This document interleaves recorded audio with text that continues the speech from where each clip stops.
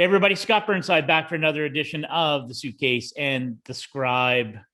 Merry Christmas, my friend Mike McKenna in St. Louis. I wanted to start this, but this isn't even a new gift for people who can't. This was a leftover from last year, but sadly, this cocktail napkin still full value for its message. Sadly, but we got lots to talk about. But how was Christmas? How'd the prime rib go? What was the McKenna Christmas like? You know what? We got some relief because my in-laws were here, which was nice. So the kids weren't in our hair the whole time, and got to sleep in a couple days. Not Christmas morning, mind you. Set the rule that 6:30 was when the kids were allowed to come in and wake us up. Which I don't know. Maybe I should have sucked it up and gotten up earlier, but that seems appropriate. That the sun should at least be shining before we allow that to happen. Yeah, no, I think that's fair. Yeah. So it was good. The kids were extremely excited. They only fought, I think, once that day, which for 5 and 8-year-old daughters, that's pretty good. I'll take that. Toys, presents were all great, but to me, it's just the overall feeling. I mean, it's nice to wake up and have family around and have a big dinner. I did the prime rib, and my mom chipped in and did her famous mashed potatoes and green beans and just super traditional stuff. So It was good in our household. How did it go for you, Scott? It was all good. It was quiet. Just the three of us here, and my son's home from his first term at college, and it was great. He's just taken up golf, so he got golf clubs. Was out, and he actually played because it's been beautiful here in Georgia. So he played Christmas Day afternoon. He's getting ready to become a businessman, isn't he? Yes, exactly. So it was good, and we had lots of hockey stuff. One of the fascinating gifts is my wife found a collection of books that goes back to the Beehive corn syrup hockey cards, and they weren't even hockey cards. We have a whole bunch of them that came from her dad when he was growing up. So back in the, he was probably more than a child, but anyway, 40s, 50s, 60s, and pictures of the, Rocket Richard and Gordie Howe and Sid Abel. And we have a collection of those, but she found a book that sort of chronicles how those things happen. And I remember my dad growing up in Eastern Ontario, he had the same collection of Beehive corn syrup hockey memorabilia, and this book talks about how they got the players and the pictures and all that kind of stuff. It's real. I don't know. It's kind of cool. My son's not a huge book guy, right? He's a right generation. But I like how, a lot of times it feels like at Christmas, especially as we get older, or any holiday, we kind of reflect on things sometimes, and we almost look back and learn our own history, whether it's from the family or a human perspective.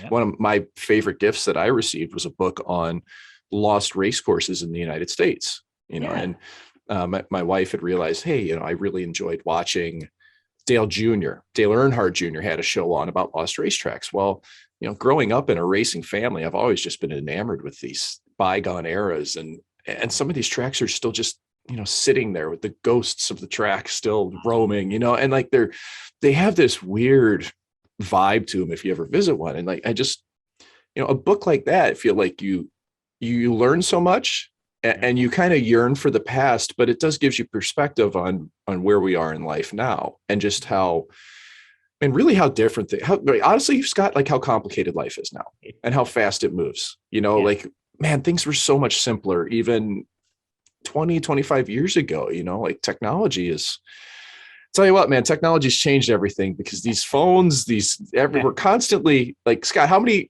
emails and texts do you think you get a day? No, it's a lot. You know what? It's the, not how the volume, but the being tethered to it, right? Like it's right. You have to, you really do have to discipline yourself to step away from it. And I go for a walk every morning. I jump a little rope. I know it doesn't look like it, but I do.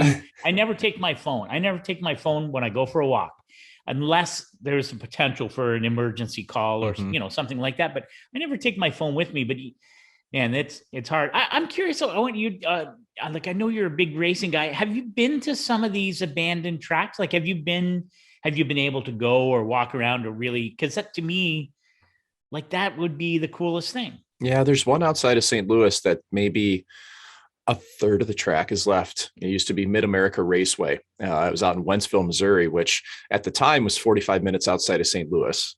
And as you can imagine now, it has become the fastest growing suburb of St. Louis. So, you know, it used to be a hike to get out there. And that's where my dad did all his amateur racing. And they used to host some pretty big races. I mean, you name it, from Mario Andretti to AJ Foyt to Paul Newman, they all raced there at some point. That's so but crazy. like a third of that track still exists. The rest of it's been lost to a housing development, but you can still envision it. Like it still kind of has the outline that you can stand there. And to me, it kind of, I don't know, man, I kind of get like emotional thinking about like all the time and all the good memories of my parents that I didn't really get to enjoy. And that whole track stood until maybe 15 years ago. And I really regretted not going out there when it was still, you could still walk it, you know? And like, I made a pilgrimage when I was playing in Lehigh Valley in Allentown a few years ago. There's an old oval track in Nazareth, Pennsylvania, which is the home of the Andretti family, that still stands. The track is still there, but it's completely overgrown. And, you know, this was still hosting major races up until I think 2002. And it is, Scott, it's amazing how fast nature reclaims things. You know, you pull up, you can tell there's a track there, but it looks utterly dilapidated. And it's, I don't know. I wish it would open it up and make it a park or just make it accessible. Big chain link fences suck, man. Like you can't get that feel. Yeah. Like I don't need to go out and rip a couple laps in a Camry. I'd like to just go, you know, walk the place, you know? So yeah, man, I know we're going way off tangent and it's a trip down memory lane here, but that's our lives. You know what? It's a good segue because, and I don't know what your memories, there are a couple of things we want, you know, we've got a lot to touch on, again, a lot happening, but, you know, we're in the middle of the World Junior Championships. And I see now the pictures coming in out of Minneapolis as they prepare for the Winter Classic. First time in a couple of years, the NHL has been able to do the Winter Classic. And so the two different kinds of things. I don't really have any nostalgia really about the World Juniors. I mean, I'm Canadian. I grew up, I watched, but I don't really, I covered one. I covered one World Junior Championship. Was in North Dakota, the year of the lockout. Shea Weber, Sidney Crosby, Patrice Bergeron had already played a season in the NHL. But then because of the lockout had gone back to the American Hockey League and was able to play in World Juniors because he was still of age. And I believe the great story, and I think it's probably why Bergeron and Sidney Crosby are so close. I mean, they have a shared history with concussions, but Patrice Bergeron's job was at that tournament was to sort of, you know, take Crosby under his wing. I mean, Crosby, I think, was 17. Is that right? He born in 88. Anyway, whatever old he was just a kid. And it was not his tournament per se. Ovechkin was there. Malkin was there. Phil Kessel. It was, I mean, it was a ton of There's fun. A lot of star power there. A lot of star power because of the lockout. And I mean, it was fun to cover. But I don't have that, like, you know, like, I watch it with my son who's able to somehow manipulate it so we can get it on our TV here. Did you grow up, like, do you have a World Junior, you know, like I think it's different in the States, but maybe it's changing. I don't know. What do you think? No, I don't have any at all. And that's really in stark juxtaposition to what people in Canada grow up with a lot, at least in the hockey world, you know, and World Juniors and representing your country and playing on the big stage. And I think me projecting what's happened in Canada, at least, like you have all these national moments, right? You have Paul Henderson scoring in what, 70, was that 72? 72. Good job. Okay. Yep. So like, that's a huge moment. Yeah, but that's a huge moment in Canadian hockey history that it just, there's a draw there and the games are all on TV. I mean, all these World Junior games are on TSN in Canada. Yeah. And if you want to watch the World Juniors in the United States, you have to have the top tier package or you have to illegally rip it in a stream. That's what we're watch it. And like, and I tell you what, Scott, like, I think that's a huge problem. Like and it's so short-sighted for me that NHL Network is so difficult to access in the United States. It should be everywhere. Like in St. Louis here, man, you have to have cable first. You know, it's not on the big streaming platforms. You can't just have NHL Network. You can't just pay $5 a month. I would do that in a heartbeat if stream it like that. And I think a lot of diehard hockey fans would. And you have to be like the top tier cable package to watch it. Yeah. So you have to spend like $250 a year or a month on cable just to have network and be able to watch juniors. So like I grew up I knew what World Juniors was. Yeah. And I thought, man, that'd be cool to play in, but I didn't even know it really. And even as I was playing, I didn't get that gravitational pull to it. I was happy when the US team won, but I was also focused on what I was doing. Yeah. Like I was a player. I was focused on college hockey. I was focused on the ECHL at the time, and then the AHL at the time, and in the NHL when I had that chance. And as much of a fan of hockey as I didn't have that. And I hope that that's growing in the US. I feel it's there in the diehard hockey community. It's there now. Yeah. But it's not the general public like it is Canada. Yeah. I talk to Canadian friends, man, that are just, I use this term very, very loosely, like everyday folks. Okay. Like, I mean, but they know what it is and they cheer, right? Yeah. They're not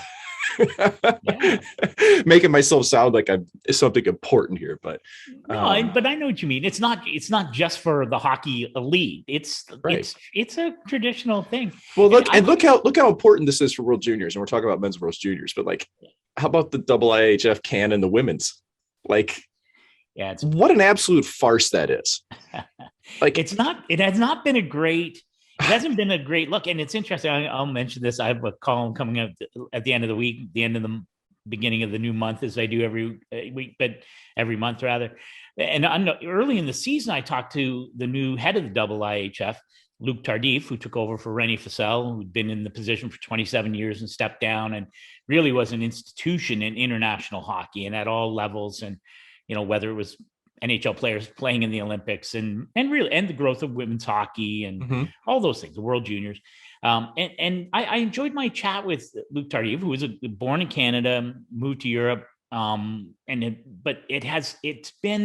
This is 2 years in a row. A number of women's tournaments, including the U18 Women's World Championships, have been canceled, not postponed, but canceled. Yeah. And when you have the World Juniors, and you got to navigate. I mean, Team USA forfeited a game because he had 2 positive tests. I mean, it's everywhere. It's a nightmare to try and make these things work. I get it. The bubble last year for World Juniors, but they pulled it off. But the fact that the World Juniors and the Men's World Championships are basically the money drivers, and that's really the explanation that IIHF gives for not really trying to find a way to host this U18 women's tournament, it is disappointing. And it's to me, the press, he put out a press release last night, and he is getting killed for it, as he should. It's tone deaf. And I give USA Hockey credit because, in fact, I asked the question on a conference call the other day talking about the Olympics. Pat Kelleher said they've reached out to IIHF about, is there a way? Let's not throw this away. Let's find a way. Can we make it work? Just right? Any solution here. Come on, work together. Hockey Canada's done the same. There, the Women's Pro League in Ontario. There are people who are stepping forward, and I see. And I think he was talking to Darren Dreger and Ray Ferraro on their podcast, but he's like, Tardif's basically, well, if they got a plan, bring it to me. I don't think that's how it's supposed to work. Aren't you supposed to work together? So, I had an agent tell me that once. If a team wants you, they'll come to us. Yeah. I fired that agent after my first year pro. I was making $450 a week in the coast, and I had an agent tell me that. He said, "Hey, Mike, you had a great year. I think but if teams want you, they'll come to us." And I remember sitting down with Ty Conklin at the time, and I was training with Ty Conklin, and Ty goes, "You need to fire that effing guy right now," like clear as day, point blank, and it just opened my eyes. But isn't that how can we not work together to find a solution there? It's disappointing. Well, and we're lucky, right? We had Manon Riom on a few weeks ago and talking about the growth of women's hockey. And, it just seems like such a lost opportunity. And it seems like you pay lip service to supporting women's hockey and wanting women's hockey to grow, but you're not really willing to do the work to make it happen. And I think you are the IIHF. I think it's your job to do that and put your money where your mouth is. Yeah. I got 2 little girls that would love to watch Team USA play. and it would drive the game. They're so excited when they get to watch women's college hockey. And thankfully from ESPN Plus, I can do that. Now they can watch what St. Lawrence women's hockey. They dream, they aspire. Yeah. Young girls need that. And people want to see it, man. Like even the women's, the My Y tour that came through St. Louis a couple weeks ago, that, you know, they filled 3,000 people in a building the night that the Blues played, same night. Like that's tangible, stuff. You know? Yeah. So on the bigger scale of things, we did have a return to hockey last night, Scott. My God. Return to the NHL. I felt so excited to watch. I was like, and when I made my notes here this morning, 3 games last night, 33 goals counting. I count a shootout as 1 goal. So really 32 real goals scored in 3 games. A couple of Titanic, like that 8-7 Arizona San Jose game looked a little bit like a preseason game, maybe. But how about that Habs Tampa game? Just for so many reasons. I felt so bad for Sam Montembeault and the Habs. They're playing with basically no NHL players because of COVID. And get down to, I'm looking here at my notes again, 19.7 seconds left. And Corey Perry ties the game and they lose in overtime. But what a great tale. And I just felt, I don't know, it's so hard. It's like my cocktail napkin says, we're in it right now. But to watch a game and to be reminded, okay, maybe we can get there. What was it like for you to watch that? It was wild. Like I admittedly, I missed most of the first period, and I tuned in by the time it was 3-2, and I was already looking at the scoreboard going, wait, this should be like in the third period at 3-2. And I'm like, man, we still got 2/3 of a game to play here. And the first thing I see is Montembeault make 2 breakaway saves on Killorn, who, by the way, is shorthanded, I think. And Killorn did the same move twice. Like, you talk about not having your brain turned on yet from a holiday break. He comes in and does the same move and gets stopped 2 times in a row. I make the same mistake over and over. So, I get it. By the way, Killorn was phenomenal in the game. He had a good night. Like, I'm giving him a hard time for turning his brain off on the breakaway, but man, like, he was awesome. And I'm watching this and I'm going, man, Montembeault is just battling to keep his team in this game. 8 saves on the penalty kill. I mean, Stamkos is just absolutely tickling the scoreboard with the backswing, and Montembeault's making save after save. And I've been in that position before where you're holding your team in it and you're doing everything you can. And Tampa just kept coming. Yeah. And Montreal, like, absolutely played their heart outs. But you look at that, like, you just can't compete when you don't have NHL skill level and NHL attention to detail. Like, man, Braden Point, it's his first game back, and he looked like a world beater. Yeah. Like, just skates wherever he wants, the puck's on his stick. And I don't know, man, that Tampa team's really good. But, Montreal, they battled hard, and I appreciated that.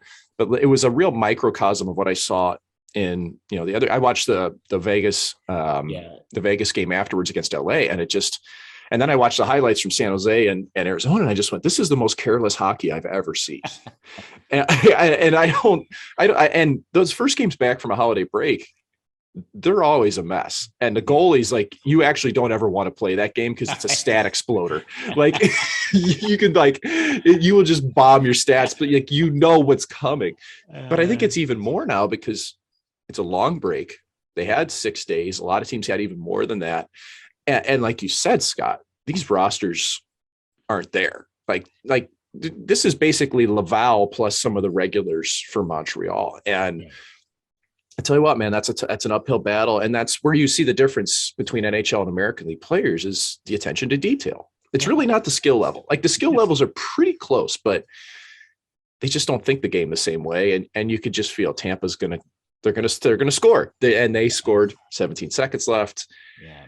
And then OT.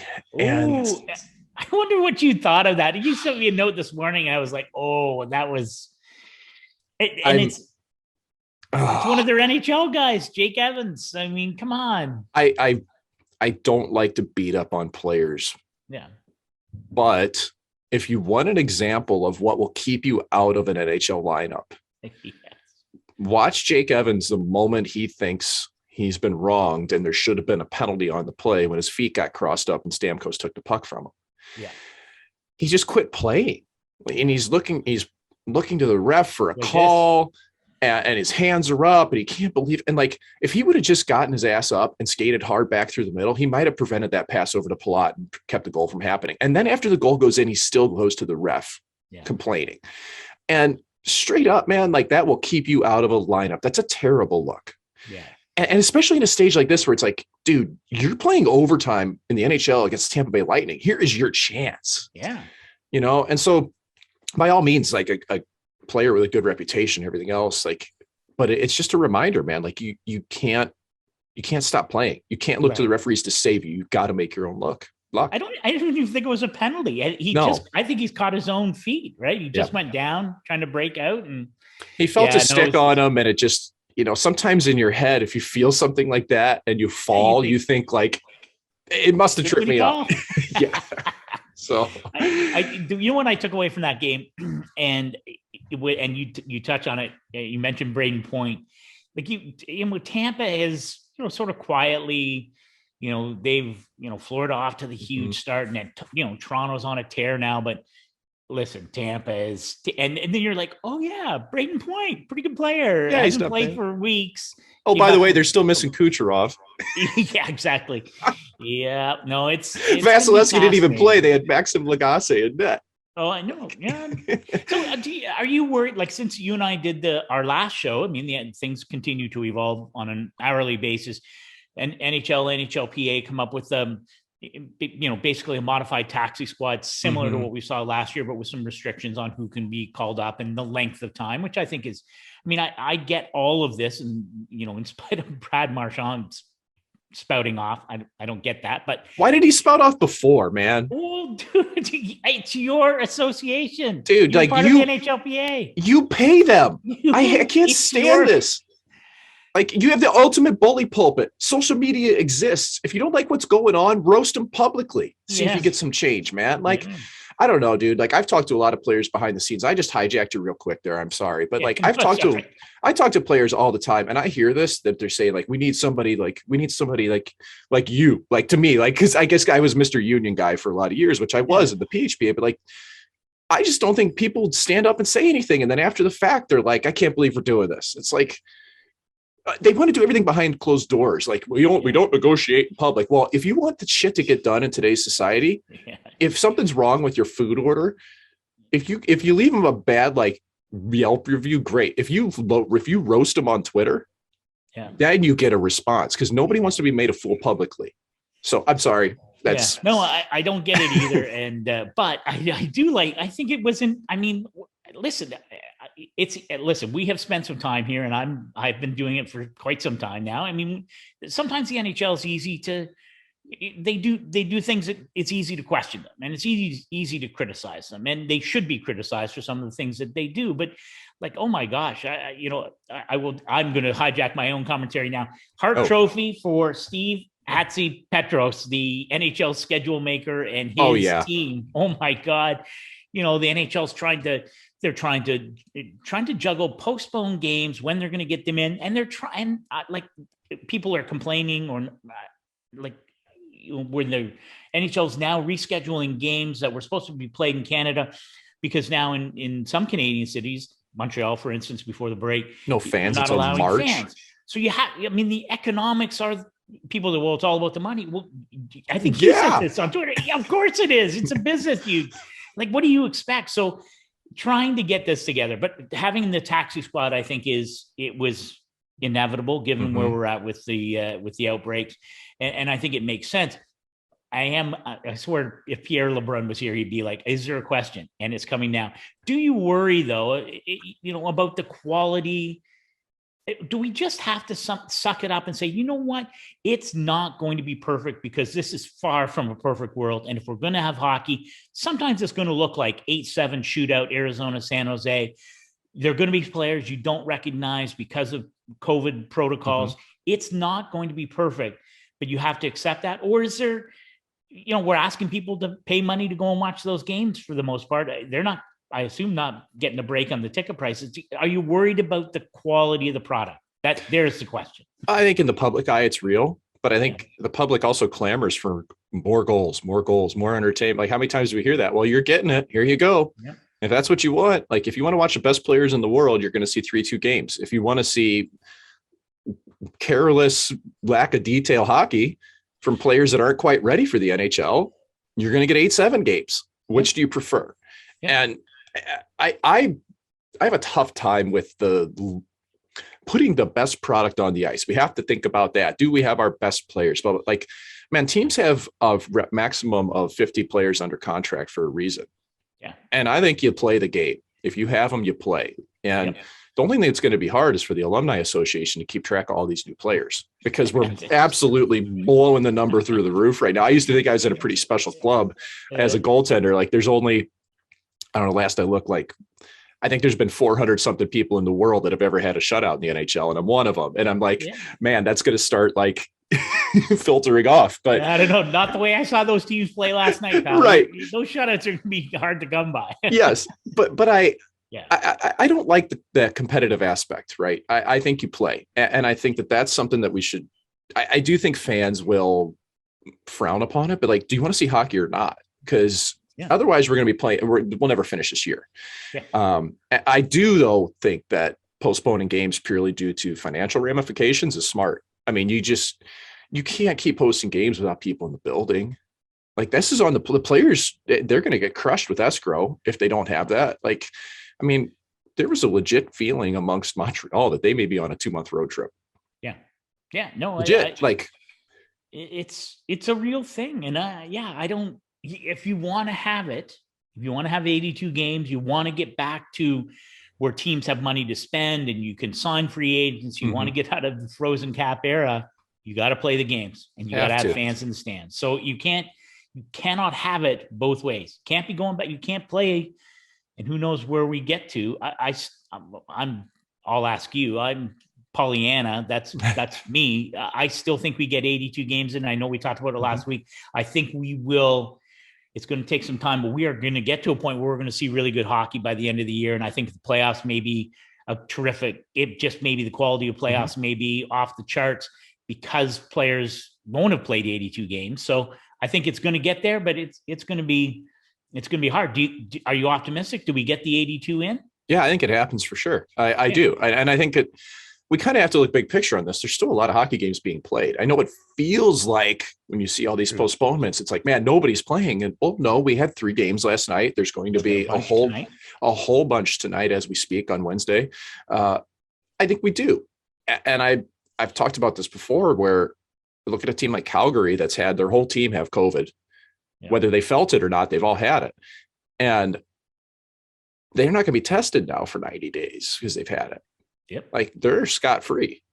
And I think that's real. I mean, every team's going to get run over by this at some point if the testing doesn't change, which it's not going to change. It's because of the Canadian government. We could belabor the point that we need to change testing, but it's not going to change because of Canada.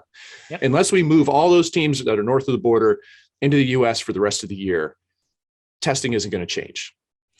And that frustrates the players, frustrates everybody, but that's reality.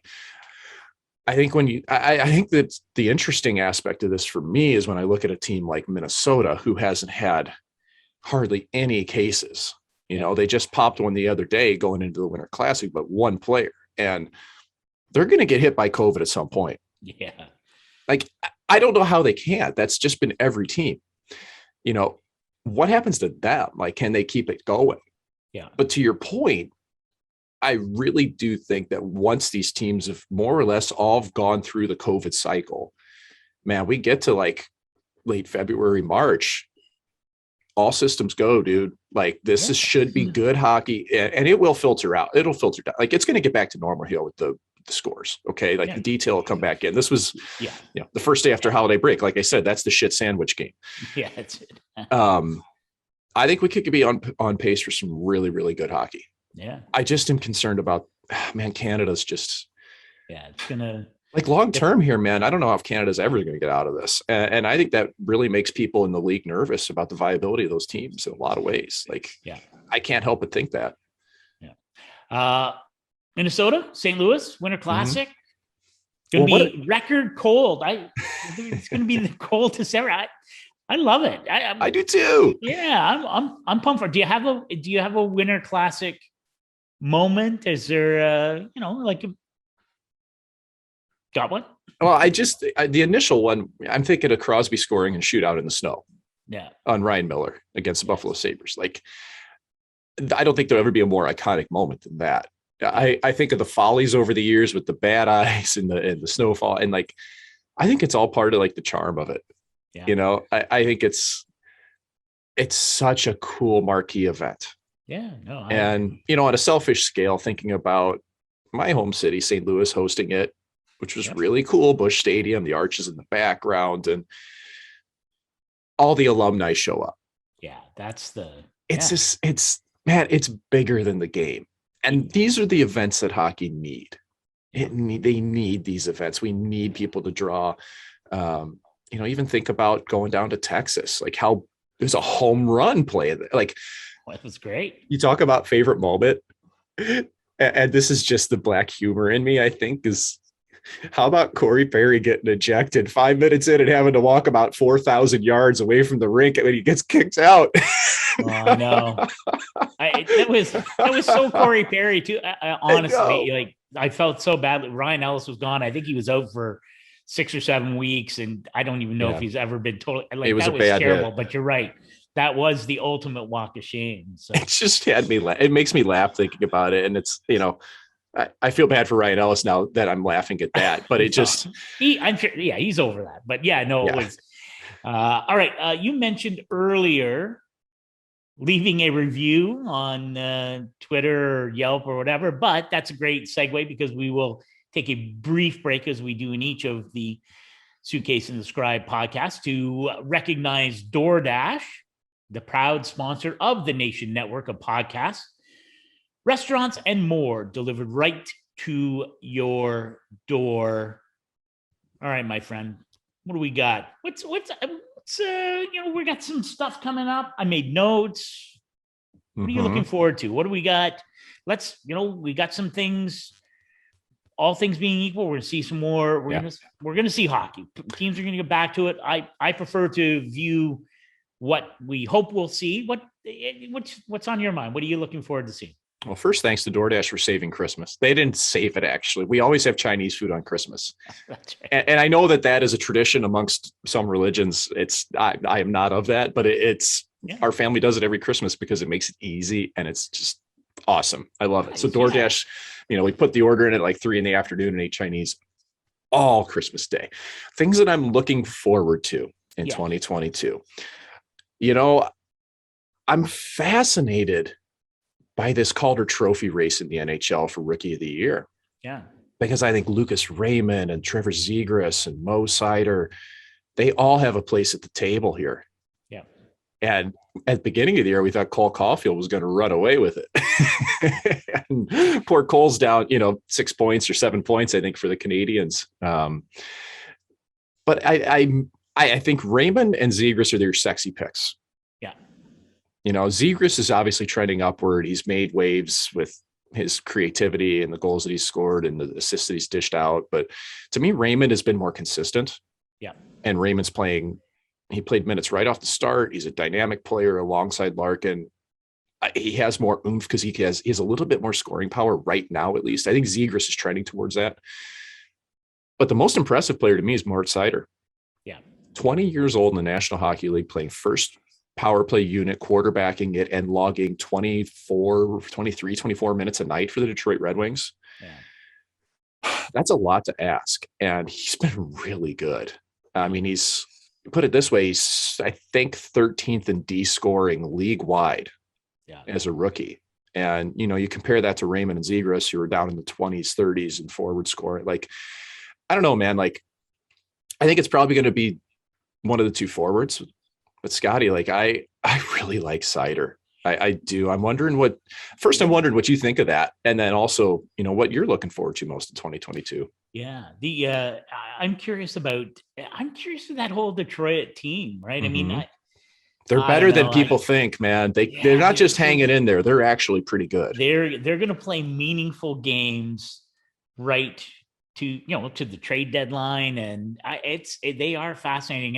And obviously, was a longtime voter on the awards, and certainly the Calder is one of the awards that the PHWA votes on. To me, there's always a little bit more latitude for a player on a team that isn't a contender or a playoff team, because the young players often play on, they get bigger roles on teams that aren't quite fully developed there yet. So it's different for me than when I think of the Norris or the Hart. Think of your team's not in the playoffs. That's a factor for me when I go to vote. So yes, I'm curious because I think the Ducks are the real deal, and we've talked about them. And Zegras is playing a huge role on that team, maybe accelerating their evolution. But man, if Detroit continues to hang around, and I'm with you, it's so hard for young defensemen. And I remember when Aaron Ekblad won, I remember talking to GM saying, you don't understand at 19 or 20 years old to do the things that you were just talking about, and certainly what Ekblad was doing in Florida at that time. That's a different level of achievement. So if they're still in there, I think you're right. I think that's the problem is with two high-end rookies from the same team. Do you split the votes? That's that'll be an issue for it. But I'm pumped for it, and I'm pumped for. You remember when people were like sort of questioning quietly Steve Yzerman, the pick at at Cider was that the right pick? It wasn't off the grid, but it was maybe he wasn't Canadian. That's why. Canadian or American, I guess. But yeah, listen, that team worked out for Leon Draisaitl and the Oilers, didn't it? Good point there. So maybe we can recognize Germany has some good hockey players. Oh yeah. So that's whether it's Olympics or World Cup of hockey, that would be, there's so much to lament about it not having the Olympics, but like there's a good core of young German players. So so I'm pumped for that. I think it's a great debate and a great discussion. What I'm thinking about, like I think of a guy like Patrick Laine, who has missed so much time he had an oblique, and then his father passed away and he was back in Finland, and really, that team they hit a wall. We were pumping Brad Larson's tires early on, and they looked, they had lots of really good things to like about Columbus, and they really have hit a wall. And it looks like Laine is getting ready to come back in the lineup. I saw a quote from the Dispatch in Columbus saying that he felt he's been ready for some time now. But when he gets back in that lineup, you see that kind of dynamic. Can he regain that dynamic level of play to help push that team forward and back? They're only 3 or 4 points out of a wild card, some games in hand. So, I'm curious about that. And of course, he's a restricted free agent. Yeah. What happens to him? What happens with, Columbus? What happens there? Because, the story in Columbus is it's been hard to get guys to stay there. I don't know. Yeah. Well, and I think it's interesting from Laine's perspective that he is looking for that start. And, frankly, Merzlikins he carried that team early. They work hard though. Yeah. And can Laine just find a place that works? It's a real question at this point. I'm curious about Columbus as well, because they've ridden the wave a bit. I think for a while they ran out of talent. Now they're going to have to continue to power through it. But it's also interesting when you talk about players coming back. I mean, like our own Daily Faceoff just sent a tweet out a little while ago about some of the players who are going to be back in lineup tonight. I mean, and I'm going to read this off. We've got Kuznetsov, Backstrom, Granlund, Johansson, Duchesne, Barkov, Panarin, Tuck, Hischier, Perron, Thomas, Kyrou, Hyman, Gord. And that's not even including like Nugent Hopkins and Tom Wilson. There is a lot of intrigue no matter who's playing hockey, because you don't know who's going to be in the lineup that night sometimes. Yeah. So I think that's all interesting stuff. I'm curious, Scott, if you maybe have, one player, you've already had one in Patrick Laine, or maybe a team that could surprise in the second half. I mean, you've targeted Columbus, but do you have maybe a team or player that you're thinking you just have a hunch on that they're going to go on a bit of a run? Yeah, maybe. And I was just reading about him today, and maybe because I'm soft and I've known Mike Smith a long time and wrote a piece about him just before the playoffs. And he's such a fascinating story. And his wife is she's so cool and Olympic athlete and great teammate, Marty Turco, and great teammate. He's the real good guy. And I'm not sure, like the Oilers, and that that whole Oiler market is there's high angst in Oiler Nation, because they started so strongly and now they've fallen back into that wild card spot, and if they're not that far, if Winnipeg gets their act together, there's no guarantee they're going to the playoffs right now. And I think one of the key areas that, for Dave Tippett and for Kenny Holland, the GM, how are you going to be able to stabilize the goaltending position? And Mike Smith looks like he's getting ready to come back, and you just know his level of competitiveness. Can he be the guy that we've seen the last couple of years, who for long stretches has just been terrific? Yeah. I don't know. What do you think? I mean, it always comes back to the goaltending for us, as it should, but what do you think? I think Mike Smith is your hope. I just hope he stays healthy, man. Yeah. I'm actually very confident where his game is now. I think that in his last 2 years, he's really gone to school with the goalie coach there in Edmonton, Schwartz. They've really done a good job of overhauling Smith's game and streamlining it, modernizing it effectively. Okay. Yeah. Like when we were together in Arizona in 2015, I guess I remember, Smitty coming over to me at one point, watching me do post integrations. And he was kind of in a funk at that point. I remember Sean Burke coming over and just pulling him away because he didn't want him to overload his mind and what was going on. Right. But, I'd already learned how to do this RVH and swivels and all these post integrations because I was with Bobrovsky and Ian Clark in Columbus the year previously. I knew how to do this stuff, and he hadn't yet. Well, man, his game's clean now from that perspective. And I do think that Stuart Skinner's done a pretty good job. I would like to see how he progresses through the year, but I don't think he'll have that chance when Smitty comes back. So I think it throws more into the fire that there's just uncertainty. Okay. You need a healthy Smitty. And if you don't there, I'm not sure what direction Ken Holland's going to go. If you rent somebody, I don't know. Kind of leads me to thinking about Johnny Quick in LA. That's a team that, man, up until last night's game, I was thinking, I just had a hunch that LA was kind of poised to do something better.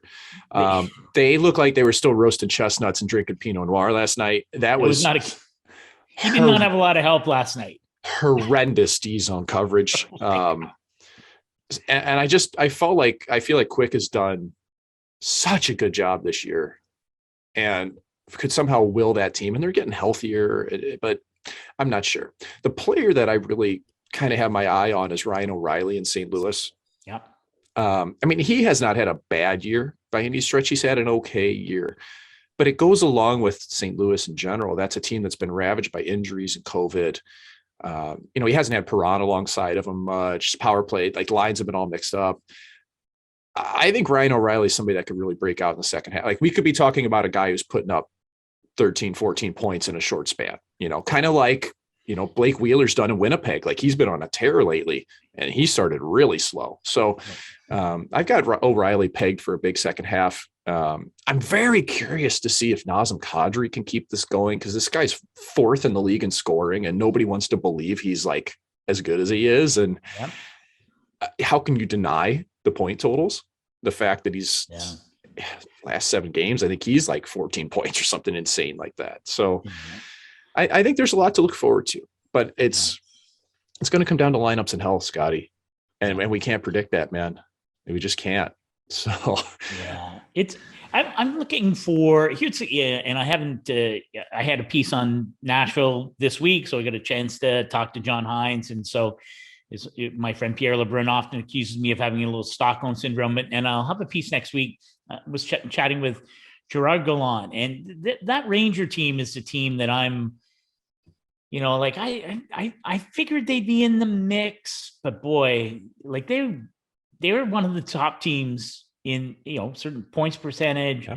There's so much to like about them, and Shesterkin, and if he can get back, if he can stay healthy. I thought even Georgiev, in Shesterkin's absence, I think sort of proved some things. It's been a rough go for him, but I thought he proved some stuff. But I'm just so I'm so impressed with Gerard Gallant, and I was talking to Joe Micheletti for this piece, and Joe, and he pointed something out that I hadn't really thought of. That, Gerard's not a TV media guy, right? Like he doesn't. That's not his thing. Talking the game, and you and I talked in the past about people, guys like Paul Maurice and John Cooper and Ken Hitchcock when he was coaching, and Barry Trotz. I mean, guys that just you gravitate to because their ability and willingness to share the game and to speak the game really leads to a strong connection, right? I mean, you want to write a story or tell a story. If someone is able to communicate it in a way that gives it life and flavor, the Gerard Gallant, that's not his thing. No. I took from Joe Micheletti, he's like, basically, I don't think he cares about that part of it.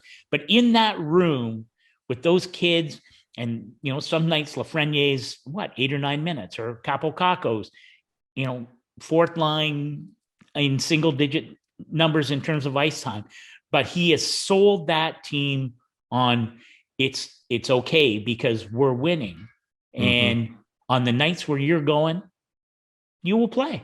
And on the nights that maybe you're not having it, you're not going to play, but I'm not benching you. I'm not punishing you, but this is the greater good of the team. And it's hard, I think, with a young team to get everyone to pull on the same rope, because, for young guys, sometimes it's about them. I don't know. I don't know what you think of that.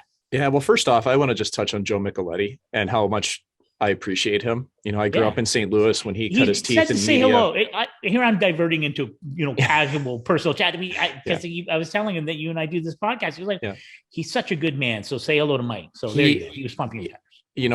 I actually skate with his son on Wednesdays occasionally, who lives in St. Louis still. But this is where Joe cut his teeth in media after his playing careers with the St. Louis Blues. So I grew up, watching him. And when we reconnected a few years ago when I was still playing, and we came through New York, and just, had a couple of great conversations with him. And as I was learning and doing TV, he was super, super helpful. And I'll tell you what, I promise you I'm going to get to the Rangers after I bloviate about Joe here. But, there's something I learned about doing color commentary, because I haven't done a lot of it, but I did enough to get a feel for it, in that Joe is so good at letting the moment breathe.